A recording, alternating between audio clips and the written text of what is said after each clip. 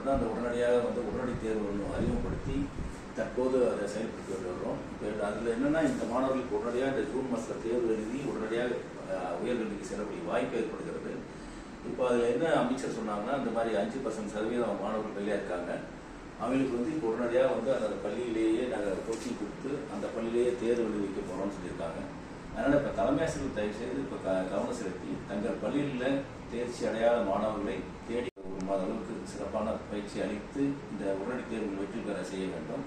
அதன் மூலமாக அவருடைய அந்த ஒரு வருடம் நிற்றல் என்பது தவிர்க்கப்படும். மாணவர்கள் தொடர்ந்து மற்ற மாணவர்களைப் போலவே தாங்களும் ஏதாவது உயர்கல்வியை சேர்ந்து தங்களுடைய வாழ்க்கையை உயர்த்தி கொள்ள ஒரு உறுதியாக இருக்கும். என்னை பொறுத்தவரைக்கும் இதுதான் ஒரு மாணவர்களுடைய அறிவுரை. இதில் தலைமை ஆசிரியர்கள் நம்மளுடைய எந்த மாணவர்கள் எந்தெந்த பாடத்தில் ஃபெயில் ஆகிறார்கள் கண்டுபிடிச்சு அந்த பாடாசிரியர்களை கொண்டு ஒரு சிறப்பு வகுப்புகள் நடத்தி ஜூன் மாதம் நடக்கக்கூடிய தேர்வில் நாங்கள் வெற்றி செய்ய வேண்டியது அவருடைய கடமை.